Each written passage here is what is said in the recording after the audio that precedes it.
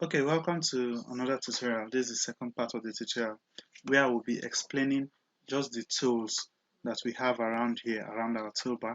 So this is our toolbar and this is our options bar.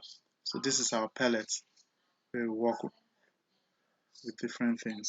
Okay, so I'll just explain the tools for now. We might not use them. In the next video, I'm going to show you how to use them. We just create a simple flyer. Okay, so this is the market tool. So what it does is it allows you to select a specific area around the picture, around an image, whatever you're working with. Just drag it like this, draws a rectangle. Then you can press Ctrl D to select it. Just select a particular area where you want to work with. So if I select here and then I want to paint everywhere, it only paints inside the box because that's where I want to work particularly. So you have different shapes there. So if I select the optical, it gives me a cycle like this. I can press Ctrl D to deselect. If I want a perfect cycle, I just hold down Shift and then I left click and hold and drag. It gives me a perfect cycle and a circular region where I want to work with. So this is the lasso tool. The lasso tool, it allows you to select objects freely. You can draw the path you want to select this way. Then it's selecting. It's also a selection tool.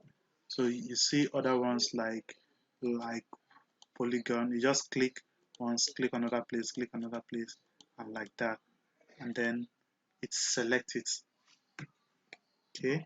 The next one is the magic selection tool, which you can use your open brackets, the box brackets to increase the size, and use the um, left one to reduce it. So, but you can reduce and increase here. Just increase and reduce. So when you increase, it goes bigger. When you reduce, it makes it smaller. Or you can just simply write the number of the size that you want. It's also a selection tool.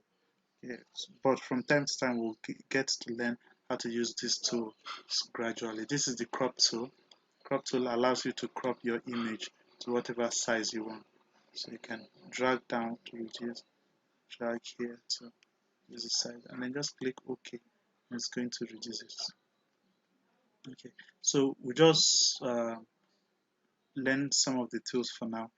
Later on, we'll get to use them gradually. That is the eyedrop tool. It helps you to select a color from somewhere to add it to your foreground.